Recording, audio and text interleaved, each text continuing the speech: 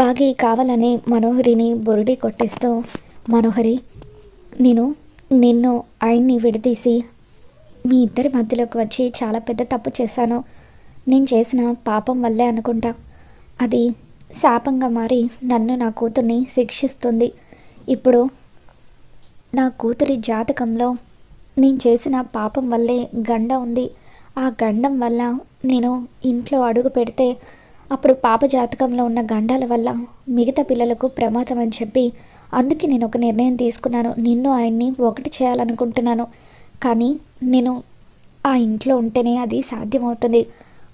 నేను ఎదురుగా ఉంటే ఆయన నన్ను అసహించుకుంటున్నారు కాబట్టి నా మీద కోపంతో నీకు దగ్గర అవుతారంటూ బాగి మనోహరిని నమ్మిస్తుంది. ఇక దాంతో బాగి చెప్పిందంతా నిజం అనుకొని మనోహరి తను చెప్పినట్టుగా అమర్ తనని అసహించుకొని నాకు దగ్గర అవ్వాలంటే బాగి ఈ ఇంట్లోనే ఉండాలి. పిల్లతో పాటు తల్లిని కూడా ఈ ఇంటికి తీసుకువచ్చే ఏర్పాటు చేయాలి అని చెప్పి మనోహరి ప్లాన్ చేస్తూ ఉంటుంది. మరోవైపు బాగి ప్లాన్ సక్సెస్ అవ్వడంతో కరుణ మొత్తానికి ఆ మనోహరిని జోకర్ని చేశావే, ఇప్పుడు నువ్వు వేసిన ప్లాన్ వల్ల ఖచ్చితంగా ఆ మనోహరి నిన్ను ఇంటికి రప్పించేలాగా ప్లాన్ చేస్తుంది. ఆ ఇంట్లో ఒక్కసారి అడుగు పెట్టిన తర్వాత దానికి నువ్వు చుక్కలు చూపించు అని చెప్పి కరుణ అంటూ ఉంటుంది. మరోవైపు రాధుడు పిల్లల్ని తీసుకుని ఆశ్రమానికి దగ్గరలో ఉన్న పార్కుకు వస్తాడు. బాగి కూడా ఆ పార్కుకు వస్తుంది. తమ భుజమే చిన్ని తల్లి అన్న విషయం తెలుసుకొని పిల్లలు చాలా హ్యాపీగా ఫీల్ అవుతూ ఉంటారు.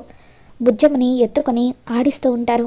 బుజ్జమ్మ, ఈ రోజు నుండి నువ్వు మాతోనే ఉండబోతున్నావని చెప్పి పిల్లలు అనడంతో, అవునక్క, అమ్మ ఇంతకు ముందే నాతో చెప్పింది, నాకు చాలా సంతోషంగా అనిపించింది అని చెప్పి ఆరు పాప అంటూ ఉంటుంది. ముందు నువ్వు వచ్చిన తర్వాత మిస్సమ్మ కూడా ఆ ఇంటికి వచ్చేస్తుంది, మనమంతా ఇకపై కలిసే ఉండబోతున్నామని చెప్పి నలుగురు పిల్లలు ఆరు పాపకి చెప్పడంతో, మీరు చెప్పేది నిజమా అక్క? అయితే అమ్మ, మీరు, నేను, ఆయన అందరం కలిసి ఉండబోతున్నామా? నాకు చాలా సంతోషంగా ఉంది అని చెప్పి ఆరు పాప అంటూ ఉంటే పిల్లలు బాగి దగ్గరికి వచ్చి, మిస్ అమ్మ, ఇన్ని రోజులు మాకు దగ్గరైన బుజ్జమ్మే మన బుజ్జి తల్లని తెలిసిన తర్వాత మాకు చాలా అంటే చాలా హ్యాపీగా ఉంది. నువ్వు కూడా మాతో పాటు ఇంటికి వచ్చే మిస్ అమ్మ, మనమంతా కలిసే ఉందామని చెప్పి అమ్ము, అంజు, ఆనంద్, ఆకాష్ వాళ్ళు అంటూ ఉంటారు.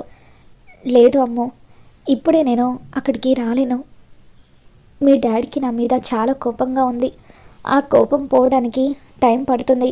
ముందైతే బుజ్జమ్మను తీసుకుని వెళ్ళండి, తర్వాత నేను ఏదో ఒకటి ఆలోచించి ఆ ఇంట్లో అడుగు పెడతానని చెప్పి బాగి అంటూ ఉంటుంది. సరే మిస్ అమ్మ అని చెప్పి పిల్లలు అంటూ ఉంటారు. రాథోడ్ పిల్లలు జాగ్రత్త అని చెప్పి బాగి అంటూ ఉంటుంది. తర్వాత పిల్లలంతా కలిసి ఆరు పాపని ఇంటికి తీసుకొని వస్తారు. ఇకప్పుడు అమర్ బుజ్జమ్మని చూడగానే చాలా హ్యాపీగా ఫీల్ అవుతూ ఉంటాడు. మనోహరి బాగిని ఇంటికి రప్పించడానికి ఏం చేయాలా అని ఆలోచిస్తూ అటు ఇటు తిరుగుతూ ఉంటే అప్పుడే బుజ్జమ్మ ఇంట్లోకి రావడం చూసి తను ఆలోచిస్తూ ఉంటుంది.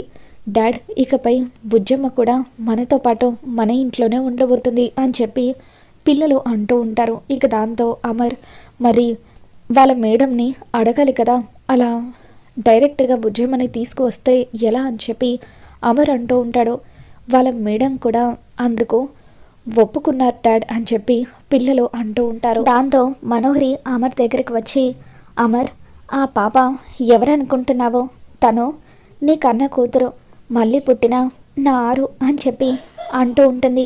ఇక దాంతో, నువ్వు చెప్పేది నిజమా మనోహరి? తనే మళ్ళీ పుట్టిన నా ఆరునా అని చెప్పి అమర్ షాక్ అవుతాడు.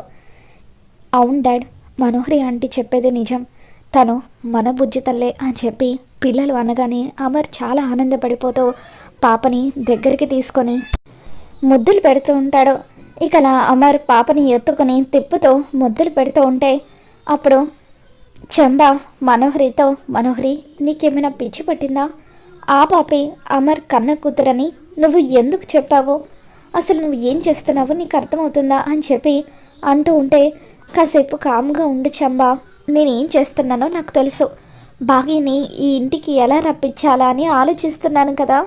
ఇప్పుడు నాకు ఒక దారి దొరికింది అని చెప్పి మనోహరి అమర్తో, అమర్ మిస్సమ్మ అంటే నీకు కోపం తగ్గలేదని నాకు తెలుసు, కానీ పాప వాళ్ళ అమ్మ లేకుండా ఈ ఇంట్లో ఒంటరిగా ఎలా ఉండగలుగుతుంది? ఒక్కసారి ఆలోచించు అమర్. అందుకే బుజ్జమ్మతో పాటు మిస్సమ్మని కూడా ఈ ఇంటికి రమ్మని నువ్వే చెప్పు. నువ్వు పిలిస్తే కానీ బాగి రానంటుంది అని చెప్పి మనోహరి అంటూ ఉంటుంది. ఇక దాంతో నేనా, నన్ను వదిలేసి వెళ్ళిపోయిన దాన్ని ఈ ఇంటికి రమ్మని చెప్పాలా? నెవర్ అని చెప్పి అమర్ అంటూ ఉంటాడు. ప్లీజ్ డాడ్, మిస్సమ్మని ఇంటికి రమ్మని పిలవండి అని చెప్పి పిల్లలు అంటూ ఉంటారు. ఇకప్పుడు రాతోడు కూడా అవును సార్, పాపం బుజ్జి తల్లి అమ్మ లేకుండా ఉండగలుగుతుందో లేదో అని చెప్పి అంటూ ఉంటే ప్లీజ్ అండి అమ్మని కూడా ఇంటికి రమ్మని పిలవండి అని చెప్పి ఆరు పాప అంటూ ఉంటుంది. బుజ్జి తల్లి చెప్పింది కాబట్టి ఒప్పుకుంటున్నాను. రాతోడ్ ఆవిడ గారికి ఒకసారి ఫోన్ చేయి అని చెప్పి అమర్ అంటూ ఉంటాడు. ఇక దాంతో రాతోడ్ బాకీకి ఫోన్ చేస్తాడు. మిస్సమ్మ సార్ నీతో మాట్లాడతారట అని చెప్పి రాతోడు అనగానే బాగి చాలా హ్యాపీగా ఫీల్ అవుతూ ఉంటుంది. ఏవండి అని చెప్పి బాగి మాట్లాడుతూ ఉంటే ఇక అప్పుడు అమర్, చూడు నీతో మాట్లాడడం నాకు అస్సలు ఇష్టం లేదు, కానీ నా బుజ్జి తల్లి నా బంగారం చెప్పింది కాబట్టి నీతో మాట్లాడుతున్నాను. నువ్వు కూడా రేపటి నుండి ఈ ఇంట్లోనే ఉండాలి అని చెప్పి అమర్ అంటూ ఉంటాడు.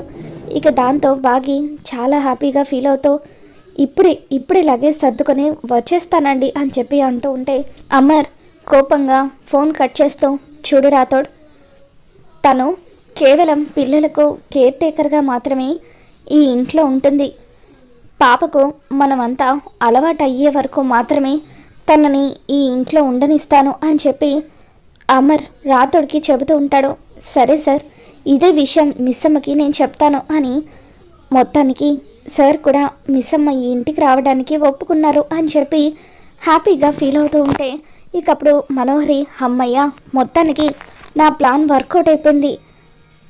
ఈ చిన్న అరుంధతిని అడ్డం పెట్టుకొని బాగీని కూడా ఈ ఇంటికి రప్పిస్తున్నాను. ఇప్పుడు బాగీ మీద అమరుకున్న ద్వేషం అంతా కూడా నా మీద ప్రేమగా మారబోతుంది అని చెప్పి చాలా హ్యాపీగా ఫీల్ అవుతూ ఉంటే ఇకప్పుడు చెంబ, మనోహరి నీ గురించి ఇన్ని రోజులు నేను ఏదో అనుకున్నాను, నువ్వు ఎంతో భయంకరమైన విలన్ అనుకున్నాను, కానీ ఇంత తింగరదానివి అనుకోలేదు అని చెప్పి అంటూ ఉంటే చెంబ, ఏం మాట్లాడుతున్నావు నువ్వు?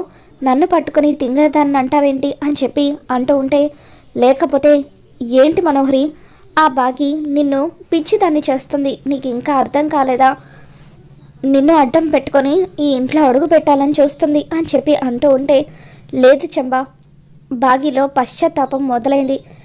మొన్న తన మాటల్లో నిజాయితీని నేను గమనించాను. రేపు బాగి ఈ ఇంట్లో అడుగు పెట్టిన తర్వాత నువ్వే చూడు, బాగి ఖచ్చితంగా మా ఇద్దరిని ఒకటి చేస్తుంది, శాశ్వతంగా అమర్కి దూరమై వెళ్ళిపోతుంది అని చెప్పి మనోహరి అంటూ ఉంటే ఈ పిచ్చిదానికి ఇంతకంటే నేను ఇంకేం చెప్పగలనని చెప్పి చెంబ మనసులో అనుకుంటుంది. తర్వాత రోజు ఉదయాన్నే మనోహరి బాగీకి ఫోన్ చేస్తుంది. బాగి ఇంకా రాలేదేంటి అని చెప్పి అంటూ ఉంటే మరొక అరగంటలో వచ్చేస్తాను మనోహరి అని చెప్పి బాగి అంటూ ఉంటుంది. మనోహరి చెంబ ఇద్దరు కూడా గుమ్మం దగ్గరకు వచ్చి బాగి కోసం ఎదురు చూస్తూ ఉంటారు. రాతోడ్ బాగిని ఇంటికి తీసుకొని వస్తాడు. బాగి గ్లాసెస్ పెట్టుకొని స్టైల్గా సూట్ కేసుతో కార్ల నుండి కిందకి దిగడంతో ఇక అప్పుడు మనోహరి చాలా హ్యాపీగా ఫీల్ అవుతూ అదిగో చెంబ బాగి వచ్చేసింది అని చెప్పి అంటూ ఉంటే ఇకప్పుడు బాగి డ్యాన్స్ చేస్తూ రాతోడికి హైఫై ఇస్తూ ఇంట్లోకి రావడం చూసి చెంబ మనోహరి బాగి వస్తున్న స్టైల్ చూస్తూ ఉంటే నిన్ను అమర్ని ఒకటి చేయడానికి వస్తున్నట్టుగా లేదు, తన స్థానాన్ని శాశ్వతంగా అమర్ గుండెల్లో నిలుపుకోవడానికి వస్తున్నట్టుగా ఉంది అని చెప్పి అంటూ ఉంటుంది. మనోహరి షాకింగ్గా చూస్తూ ఉంటుంది. బాగి అలా సూట్ కేసు పట్టుకొని మనోహరికి డాష్ ఇచ్చుకుంటూ ఇంట్లోకి వస్తూ ఉంటుంది. ఇకప్పుడు మనోహరి, బాగి అదేంటి అమర్ నిన్ను అంతలా ద్వేషిస్తూ ఉంటే నువ్వు మాత్రం అంత సంతోషంగా డాన్సులు చేస్తూ ఎలా ఇంట్లోకి వస్తున్నావు అని చెప్పి అంటూ ఉంటే, పిచ్చిదానా, నా ప్లాన్ నీకు ఇంకా అర్థం కాలేదా? నువ్వు 5 ఏళ్ల క్రితం నా మీద కుట్ర చేసి నన్ను పాపని ఇంట్లో నుండి వెళ్ళిపోయేలాగా చేశావు. నువ్వు చేసిన పనికి ఆయన నా మీద కోపంగా ఉన్నారు. ఈ ఇంట్లోకి ఎలా ఎంటర్ అవ్వాలా అని నేను ఆలోచిస్తే అప్పుడు నిన్ను అడ్డం పెట్టుకొని ఇంట్లోకి రావచ్చని ప్లాన్ తట్టింది. అందుకే నిన్ను అడ్డం పెట్టుకొని నేను ఈ ఇంట్లోకి ప్రవేశించాను. అయినా మా బంధం అంత ఈజీగా విడిపోయేది కాదు. మీ ఇద్దరిని కలుపుతానంటే అంత పిచ్చిదానిలాగా నువ్వెలా నమ్మావు మనోహరి? ఇప్పటి నుండి నీకు బ్యాడ్ టైం స్టార్ట్ అయిపోయింది. నేను ఇంట్లో అడుగు పెట్టిందే నీకు చుక్కలు చూపించడం కోసం. నువ్వు ఏం చేసినా సరే ఆయన మనసులో నుండి నా స్థానాన్ని తీసేలేవు. ఇప్పుడు ఆయన నా మీద కోపంగా ఉండొచ్చు, కానీ ఖచ్చితంగా ఆ కోపం అంతా కూడా కరిగి తిరిగి నా మీద ప్రేమగా మార్చుకుంటానని చెప్పి బాగి మనోహరితో ఛాలెంజ్ చేస్తుంది. బాగి మాటలకు మనోహరి ఒక్కసారిగా షాక్ అవుతుంది. చూసావు కదా, ఇప్పటికైనా నీకు అర్థమైందా? ఆ బాగి నిన్ను పిచ్చిదాన్ని చేసింది. ఎంతో తెలివిగా తన బిడ్డతో పాటు ఈ ఇంట్లో అడుగుపెట్టింది. ఇకపై నిన్ను ఆ బాగి నుండి ఎవరూ కూడా కాపాడలేరు అని చెప్పి నీ గొయ్యి నువ్వే తవ్వుకున్నావంటూ చంబ మనోహరికి చెబుతూ ఉంటుంది. మరోవైపు బాగి ఇంట్లో అడుగు పెట్టిన తర్వాత ఇల్లంతా కూడా కలకల్లాడిపోతూ ఉంటుంది. పిల్లలకు ఎంతో ఇష్టమైన వంటలన్నీ కూడా చకచకా చేసి పెడుతూ ఉంటే అమర్ మాత్రం బాగి వంటను రుచి చూడకుండా సీరియస్గా కూర్చొని ఉంటాడు. డాడ్, మిస్తము చేసిన వంటలన్నీ అద్భుతంగా ఉన్నాయి. మీకు ఇష్టమైన గుత్తి వంకాయ కర్రీ కూడా ఉంది, తినండి డాడ్ అని చెప్పి పిల్లలు అమర్కి బలవంతంగా వడ్డిస్తూ ఉంటే ఇక అప్పుడు అమర్ ఎంతో సంతోషంగా భోజనం అంతా కూడా తినేసి, మీరు చెప్పినంత అద్భుతంగా వంటలైతే ఏమీ లేవు అని చెప్పి అమర్ భోజనం అంతా కూడా తినేసి అక్కడి నుండి వెళ్ళిపోతాడు. ఇక దాంతో మనోహరి అమర్ మాటలకు పొంగిపోతూ ఉంటుంది. చూసావా చంబా, ఆ బాకీని అమర్ ఎంత అసహించుకుంటున్నాడో, తను చేసిన వంటని కూడా మెచ్చుకోవడం లేదు అని చెప్పి అంటూ ఉంటే, నీకు అలా అర్థమైందా మనోహరి? ఒకసారి అమర్ ప్లేట్ చూడు. పైకి బాగీని తిడుతున్నట్టుగా నటిస్తున్నాడు, కానీ బాగీ చేసిన వంట మొత్తం కూడా తినేశాడు. చాలా రోజుల తర్వాత అమరేంద్ర ఇలా కడుపు నిండా భోజనం చేయడం చూశాను. అమర్ పైకి తన మీద ద్వేషాన్ని చూపిస్తున్నాడు, కానీ లోపల మాత్రం చెప్పలేనంత ప్రేమ ఉంది. అది నీకు అర్థం కావడం లేదు అని చెప్పి చెంబ మనోహరికి చెప్పడంతో మనోహరి అమర్ చేష్టలు చూసి అమర్ బాగి మీద ఇండైరెక్ట్గా చూపిస్తున్న ప్రేమను చూసి షాక్ అవుతూ ఉంటుంది. మరి రాబోతున్న ఎపిసోడ్లో ఏం జరగబోతుందో మళ్ళీ మన ఛానల్లో తెలుసుకుందాం. ఈ వీడియో మీకు నచ్చినట్లయితే తప్పకుండా లైక్ చేయండి.